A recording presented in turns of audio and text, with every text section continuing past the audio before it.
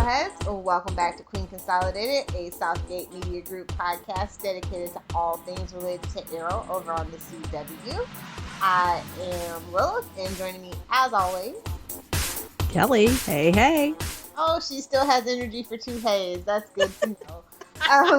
Up for discussion today is episode 415, Taken, not to be confused with the movie franchise starring Liam Neeson.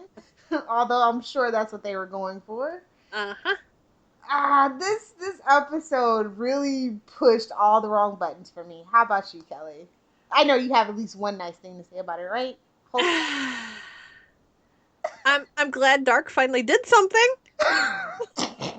Oh boy, I was leaning on you to be the good egg this week. Kelly. Well, it is. I mean, Dark finally he did something worth his dastardly reputation. Kind of. Oh God. Let's see. Let's just start from the top and see who wrote this sucker. The story was by Mark Guggenheim, aka Uncle Googie. The teleplay was by Kato Shimizu and Brian Ford Sullivan. And I believe you had... Oh, yeah, and it was directed by Gregory Smith, who is new to the Arrow's director rotation. He's new to the quiver, huh? Oh, yeah. Poor Mrs. Smith. Anyway, how about that synopsis? Dark reveals to Oliver that he has William, and he will only return him if Oliver drops out of the mayoral race. Oliver is forced to reveal the truth about his son to the rest of the team, which causes a rift between him and Felicity. Wait, hold on. The rest of the team, did you mean Felicity and Laurel because everybody else knew? Yeah, pretty much everybody else knew. Okay. Yep, I knew. Oliver asks a Detroit-based superhero named Vixen, hey, I was there that week, for help as her powers are derived from magic. Vixen tracks William's location and the team goes to rescue him. They only find Dark and his men, as William has already been moved. Doggone magic. The attack causes Dark to demand an immediate resignation from Oliver and support for Ruve Adams. Ruve, what a name. Hashtag comic book logic. After, the team discovers the root of Dark's powers and set a plan to destroy his mystical idol. The plan works. Dark is left powerless and William is saved. Hooray! They also discover that Malcolm was the one who kidnapped William. Imagine that. Later, wait a minute, he'd be one-hand Jack, right? Later, Oliver sends William and his mother away for safety. Felicity also decides to break up with Oliver, and with a biomechanical implant from Curtis, she's able to walk again. Imagine that.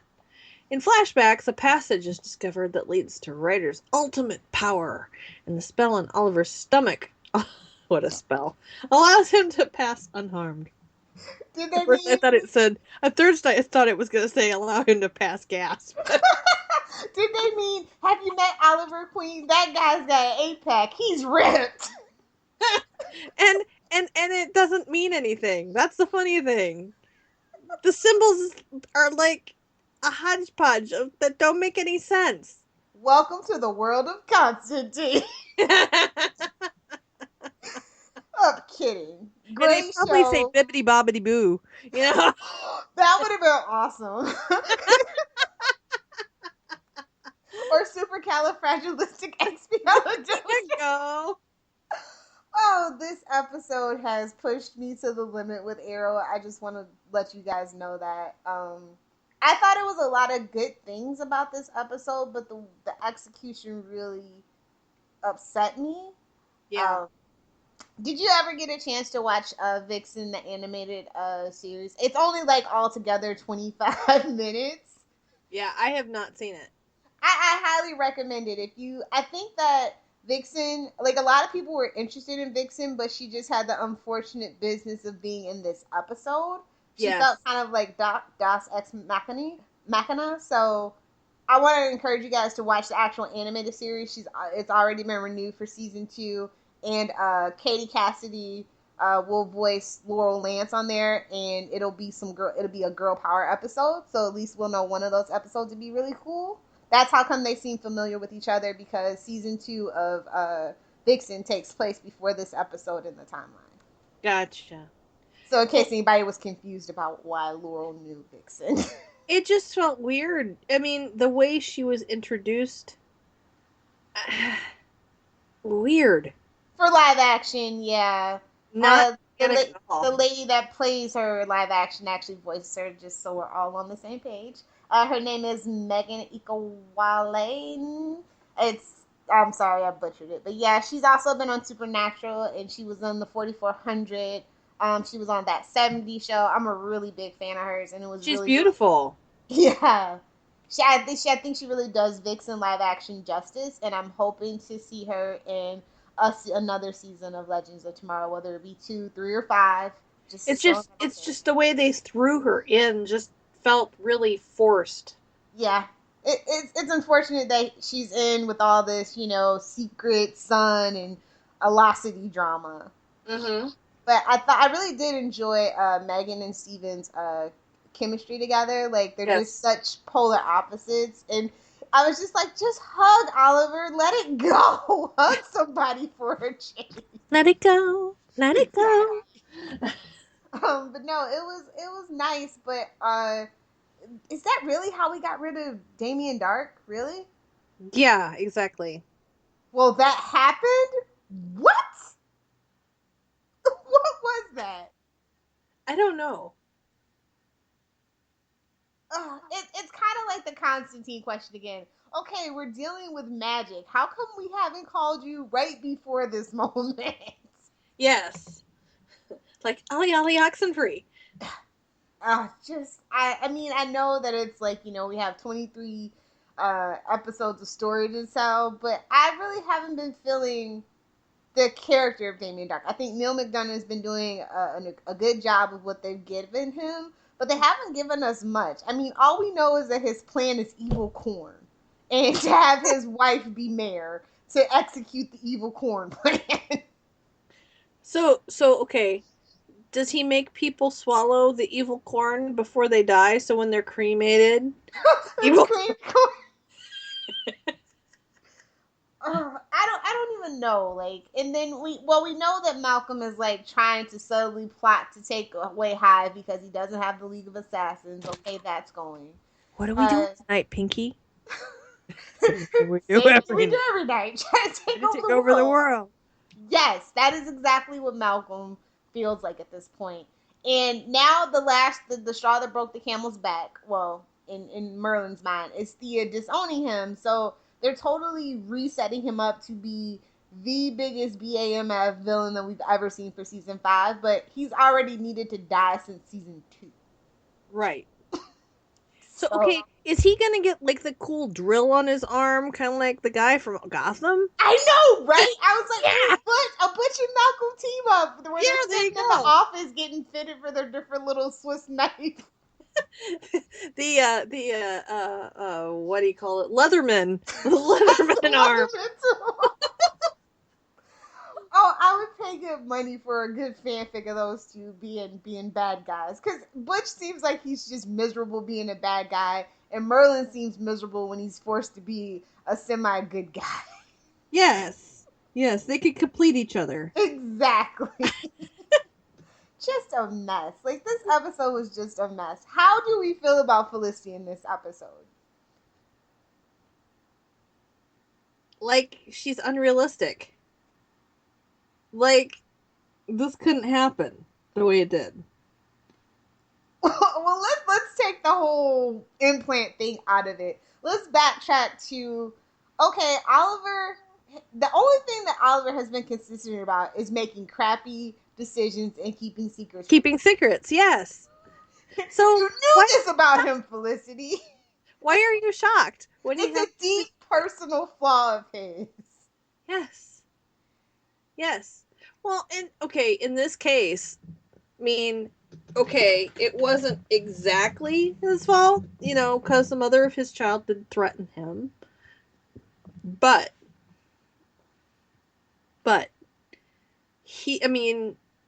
he made the decision. Ultimately. But at the same time, when he told Felicity in the crossover, she being mad at him caused the world to end, basically. So, yeah. Yeah. So, I mean, I can see where Oliver's coming from, but at the same time, I can't believe that Felicity is shocked. This is who Oliver is. This is like a core issue of his, you know? Right. And you should have known you were having second thoughts about the relationship, period. You know what I mean? We've seen that, her waver in that relationship, you know, Right. and all these things, and it's just like, I don't know. It's just weird because the final straw that broke her back was the fact that he decided his son's fate by sending that video and sending them away without consulting her. And I was just like, if they would have just left it with him not being able to tell somebody that is both a team member and his fiance, I would have been fine. But her final straw was him sending his son away for safety without consulting her. That's where it just got really weird for me. Yes. Yeah. Okay. Hello. You know, I mean, well, I do understand in a way. I mean, Yeah, you're the one with the fiance. This is your territory. and with a soon to be son too, you know. So, okay, I kind of get it, but they're not married yet. You know what I'm saying? Mm-hmm. To me, it would, I mean, if it was something with Sam, it would still absolutely be Russ's call. If he wanted to consult me, totally cool with that. But at this point, you know, it would be his call. Yeah, it was just messy. And then for her to regain the use of her legs instantly with no atrophy or anything. Yeah, and how long do they think that this is? I mean, how long of time has supposedly I thought it was like 2 days most since we saw the opening of the episode with her and Curtis's fiance, who's a physical therapist, coincidentally. Yes. Yes. Yeah, exactly. And okay, it's interesting because okay, from somebody who has had a knee injury and I had to wear a couldn't bear any weight for 6 weeks. I can tell you at the end of those 6 weeks there were like big dents in my leg from how much the muscles had atrophied. Huge dents. And it took years to build them back. So it's just like, okay, you really want us to suspend our belief factor that much? Okay, you know.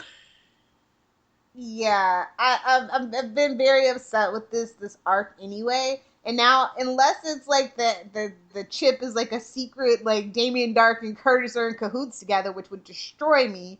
By the way, there's kind of just no point to this whole Felicity being paralyzed thing. She just, I mean, at the same time, I'm glad that we didn't dwell on it and that she accepted it. But I also feel like she didn't really get any character growth from it.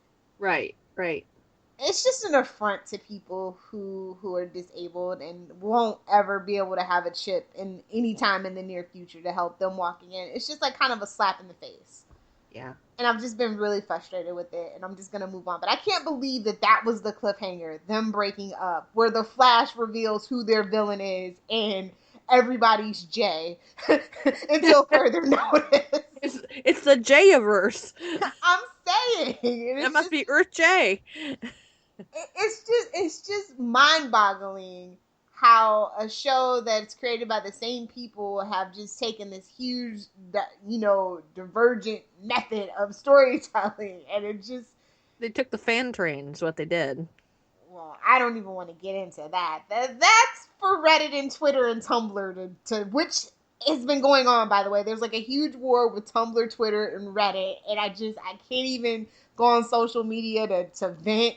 I just no. I get what people are saying. I want what's best for Arrow, and I like Emily Bett Rickards. I liked the character of Felicity, but like I was saying, since like season 3, they're not ready for each other. They're both have their issues, and Oliver needs to actually be alone for a while to like get his bearings and things. And I'm tired of seeing him jump from woman to woman to woman to woman. He needs some alone time and intensive therapy. Yes. And no more island girls. Unless it's Selena Jade. Sorry, I love Shadow. If she just inexplicably comes back, I don't even care. I'll take it. She's the only one that knocked sense into him and had him slapping water and a little trained monkey boy, basically. And I miss that, Oliver. Yes, that's true. Miss wax on, wax off Oliver. I don't know, but everything else about this episode, I liked. Oh my god, when Laurel was doing the math and like she actually was friends with Samantha, like my heart broke for her. Yeah. And I love how Laurel put it aside and she actually went and talked to her dad about it, and that was a really great scene. And yes, it was. I hope they don't kill Laurel off. I hope that's not who's in the grave. I really don't. But yeah. I know that it's down to one of the Lances at this point. Yeah. And as much as I love Paul Blackthorne on this show, I think he really lends this show a sense of credibility and elder statesman and things like that. I would much prefer to see him do what Colin Salmon did and move on and go do other things that I can watch him in, whether it be comedy or drama or whatever. I would much prefer it, because otherwise we'll just see Katie on another CW show where she's unappreciated and probably gets killed off again. Wouldn't that be dramedy or comma? Comma, yes. I mean, you know what I'm saying? Like, Paul Blackthorne is my choice. I mean, as much as I love him, he can still go on and do other things. Right. Oh, yeah. But, like, I don't know. Like, I just feel like, you know, Katie Cassidy is playing Black Canary, and that's just, like, that was, like, there are still comic book fans that watch this. And I'm not saying that I even want Laurel and Oliver to be in-game, but I do want Black Canary to still be a part of this show's mythology in a much more meaningful way than she has been. Yes. And I really feel like they have been kind of sort of trying to give Laurel something to do. Right. I mean, sure, it's one or two lines, but it's still better than, you know, that damn alcoholic out of nowhere storyline. Yes, agreed. Or, you know, even reviving Sarah, like, just solely for the Legends of Tomorrow thing. Like, they have been trying, and that's what makes me scared, because anybody who's watched TV for a long time knows that when somebody who hasn't been getting the limelight starts getting the limelight, time to be worried. Yes, very true. So, that's so especially important. With this bunch. Oh, my God, yes. And this death has to mean something. That person has to stay dead, or otherwise we're just Supernatural. And that's one of the biggest, like, criticisms of Supernatural. It's like, you can't kill your main characters off every season and expect us to be invested. Right. Season 3 killed off Oliver, Thea, Roy, and brought them back. And it was just really directionless. You know, it had no direction after that happened. And it has to mean something, and I just don't want it to be Laurel. I'll just say it. I don't care. So, that's off my chest. Who do you think's in the grave? You know, I think you're probably right with Papa Lance. I'm hoping you're right with Papa Lance. I mean, that sounds bad, but because I love Paul Blackthorne too, but, you know, it's just, if they kill off Laurel, that's going to be bad. Yeah, I don't think I could actually watch season 5 if they killed off Laurel. Like, I want to see Arrow through to season 5, podcasting about it, but so I can see the end of those damn flashbacks. Yay! You know, but I really think that would kind of be my last straw with this show. The show's going through a lot of influx because of the movies and all these restrictions and all these things, and you know, they are, despite what they're saying about, you know, their story progression being natural or organic, it's very obvious that they're paying fan service, and it's kind of detrimental. You have to be able to, yes, you can take some fan ideas and, you know, give them winks and nudges, but I mean, this feels like Tumblr fan fiction at this point.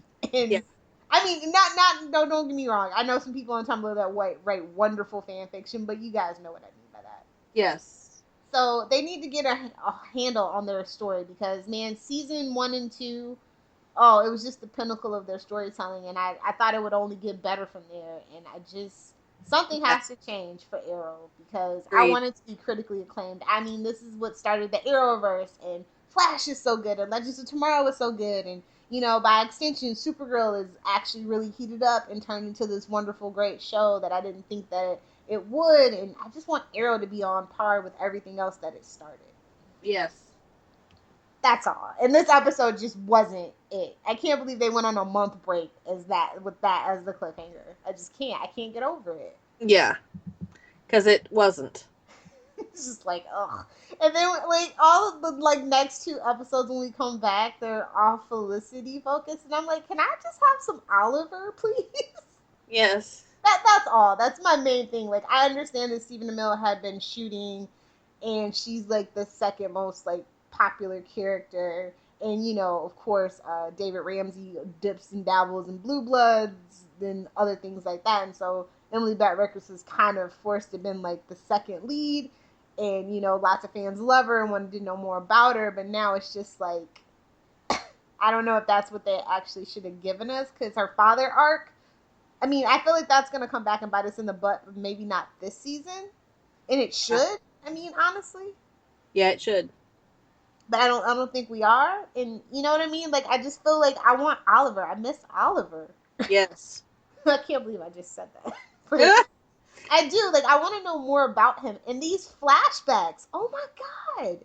Zombies now? Really? Yep.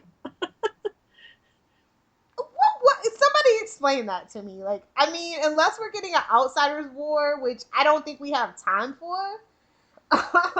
And if they did try to squeeze it in between now and the end of the season, I'll be very upset because that's a really good, well done Lemire arc, and I don't know. Maybe it's an homage to Pride and Prejudice and zombies. Maybe it is. Maybe it is. I don't know, but those flashbacks are brutal. Like, I just don't care about them. Yes. And I know supposedly they're gonna tie into the main season, but has it ever taken this long for the flashbacks to like actually Makes first sense. see it? No, I don't think so. I don't think so either.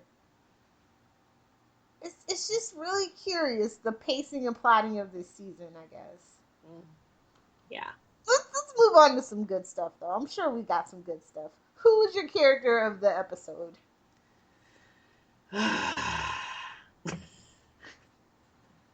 Is that bad? That's my line, Kelly. I would say, you know what? I'm going to give it to Laurel for being the bigger woman. Oh. And that's scary because that's like 2 Laurels in a row. It was. See, she's gonna die now, Kelly. Yeah, Everybody's trying to jump on the Laurel bandwagon. They're like, you know what? Now we're just gonna kill her. Of course, that's always how it works, right? Yep. Anybody Lilith likes, we kill them. I'm saying. Moira's gone. Tommy's gone. Shadow's gone. Deathstroke's gone. Deadshot's gone. Yep. Amanda Waller is gone. Yep. Oh God. Annie Alonso is gone, aka Laurel's lawyer buddy. Oh God, protect Nissa at all costs. Somebody get Katrina Law. Okay, Guggenheim. If you want to know who to kill, just listen to Lilith and who she loves. Oh God, everybody protect Katrina Law at all costs. I actually am gonna go with Vixen. I know it's like a weird episode, but I like the fact that she really it drew a lot of interest, and I think that character is really great, and I think that they did a really good job with the animated series, and I think that will make people watch it and enjoy season 2 even more because I believe the episodes are extended to be a little bit longer as well. So I'm just all for Vixen. I think that she's a great auxiliary part of the Arrowverse that we should get to know. Mm-hmm. I think her powers are really cool, and I think they did a really good job on the budget that Arrow has. So yeah, just more Vixen, please. That's all. Yes. Let's see. Favorite scene. I really enjoyed where Laurel went to talk to her dad. I mean, it broke your heart, but it was a really good scene. I think my favorite scene. This is so terrible. Uh-oh. It's like where everybody is standing around and then Felicity's like in the wheelchair and everybody's just so tense after he no, it's not that. It's where Damien Dark is talking to Oliver and Felicity where he's like, "Oh, you two melt my cold heart to, my cold stone heart or whatever or something like that." And she's like, "Who's William?" And I'm like, "Oh!" And then the music hits, and I was just like, "Oh no!" It was a mess. It was so messy, but it was so good. It was like the most like CW dramatical thing I hadn't seen in a while on Arrow, and it made me laugh even though it shouldn't have. But I don't know, I liked it. It was just like this really random character interaction that just worked for me. I loved Damien's shampoo commercial. You'll fire an arrow at me. I think we've seen that movie before. I win, you lose, rinse, repeat. Yes, exactly. Oh yeah, speaking of character interactions, who were your favorite character interactions? I really like the Vixen and Oliver interactions, where especially like they're talking about, what he should do about his son. I mean, he shouldn't have been talking to her. He should have been, probably talking to somebody else that he's engaged to. Um, but her ideas, and why. And actually, when you think about Felicity's own childhood, she could have kind of said, "Hey, her father said he did what Oliver actually did for his son." You know what I mean? Right, exactly. And the fallout and how a kid would feel from that. Right. But I mean, let's be real. If anything, he's gonna listen to Diggle because he's the one true Diggle. If his mind has a niggle, he'll listen to Diggle. Exactly. I don't know. I actually enjoyed Samantha and William's interaction after, he got rescued and she tries to hand him back the Flash action figure, which is still available on Amazon, guys. Go buy that. Support Yes. the Arrowverse. And he asked for the Green Arrow action figure instead. And I was just like, oh. That was cute. I like that. Don't judge me. I really wish we would have built up the William Oliver relationship a little bit more, though. Because I don't feel like people were really invested, other than the fact that he's a 10-year-old little boy in danger. Not necessarily like, oh, he's Oliver's son. We don't want Damien Dark to kill any 10-year-old kid, Exactly. So it's just kind of like this really weird theoretical thing that we care about him because, Oliver cares, but not, I mean, if it really wasn't Oliver's kid, we'd just be like, eh. Yeah. Kind of thing. Exactly. But then again, actors say what's the two worst things to work with are animals and kids because they steal the spotlight. That's true. So there's that. But I thought that Steven did a really great job with another scene I want to bring up is when he was making his video to William. Yes. That was excellent. Yes, it was. It's about time they gave him something to do. Yes. Emotionally, not just action. Because, Stephen Amell is just kind of more than a pretty face, and I just don't think that Arrow really gives him enough emotional things to do. Right. Well, yeah, not for a while. Yeah, it's been a really long time. And yeah, we haven't had anybody really close to him dying lately.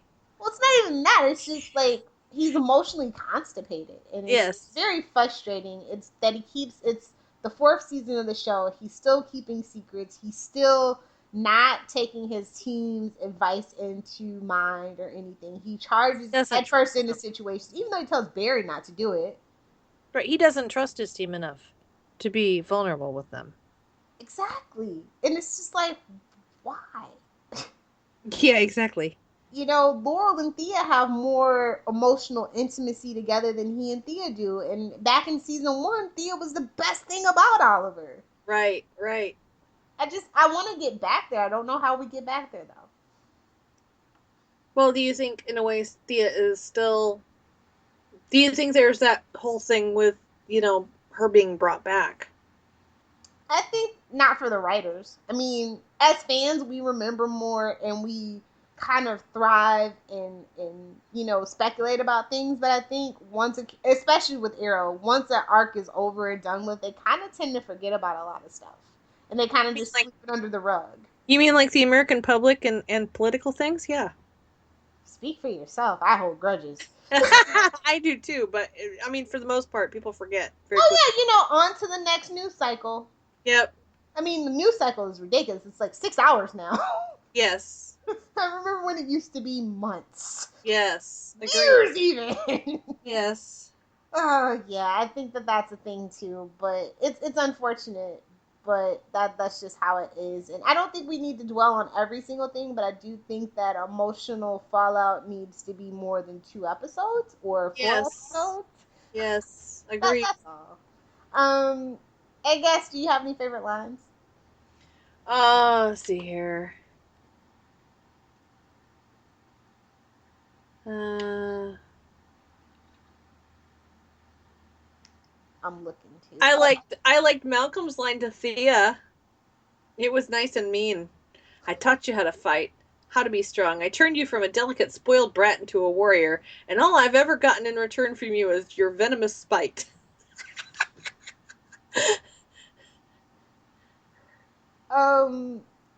Like I said, I liked when Damien Dark was like, "Well, that happened." Yeah. And then also, what was that line? Oh, hold on. Sorry, guys.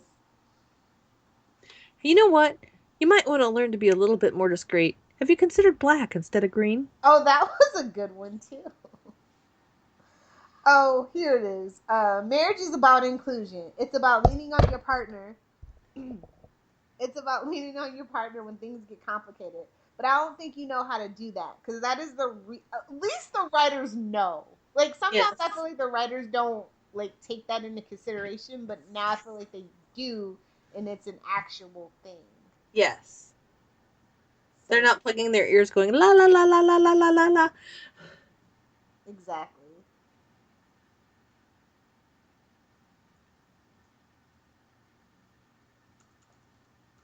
So yeah, did you have a favorite moment?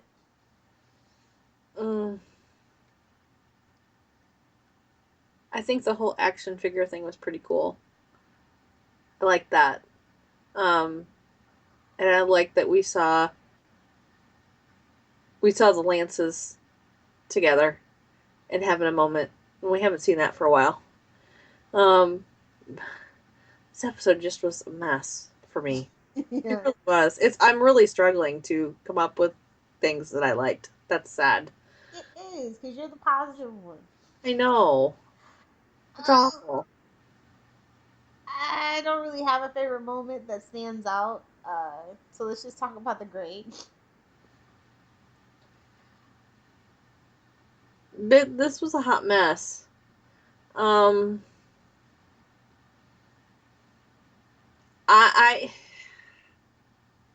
can't even give it a C. I'm going to give it a C minus. Ooh, ouch. Yeah, I mean, that hurts for me, but it just, too much of it it almost felt like they put too much silly putty, too much Play-Doh in the, you remember those Play-Doh things that you push the button and the hair grew out the guy? Yeah. That's kind of what it felt like. I mean, you know what I'm saying? It's like they tried to put way too much Play-Doh in there. And he's got like dreads down like past his body. Yeah, I don't know. It's just been it's been a weird season, and coming off the tail end of season 3 and stuff like that, I've been hoping for Arrow to make a resurgence to great storytelling, but everybody's spread too thin. Yeah, we wanted more. Yeah. That's all. I mean, I guess. I agree. Like, honestly, even with Vixen and the few things that I like, this is a D plus for me because you can't just go on a month break and have that be the ending and have we should have been focusing on Dark a lot more. I mean, like I said, we really don't even know his plan. All I know is Evil Corn and his wife. That's it. Mm-hmm. It's episode 15. Like, we don't have that much time, guys. I'm gonna say, writers, you need to spread it like it's peanut butter jelly. Nice even coat. Give them something to do. Oh, I can't. So, I'm curious to know what you guys think. So please do send in an email to queen.consolidated@gmail.com. While you're on the internet, please be sure to rate, review, and subscribe to us on your favorite podcatcher service of choice. We are on SoundCloud. We're also on iTunes, Stitcher, and Lisbon.com. Just look for Queen Consolidated. It's greatly appreciated. And remember to download, rate, and review, because streaming doesn't count. And so yeah, let's do some shameless plugs. And if you want to listen to a happier podcast, go check out the Flashpoint. We promise. We actually do get happy. You can find me on Twitter, Tumblr, Instagram, and about everywhere else that matters at SuperSquint. That's SuperSquint. If you are super squinty and are a ham radio enthusiast, my call sign is Kilo Niner Foxtrot Tango Zulu. And you can also listen to me on Before the Bat with Phil and Tyler, and of course on Flashpoint with the lovely Miss Lois. As for me, you guys can find me on Twitter at World Hellfire. If you're on Tumblr, it's worldhellfire.tumblr.com. You can find this podcast on Twitter at QC_SCPod. We're on Facebook, facebook.com/Queen Consolidated. And that's pretty much all I'm going to plug. Our email is queen.consolidated@gmail.com. Please feel free to send your thoughts. So yeah, we're going on a hiatus. So of course we're going to be stuck on Hellish Island for about 4 weeks. And we'll be back. But until then, Consolidated, signing off.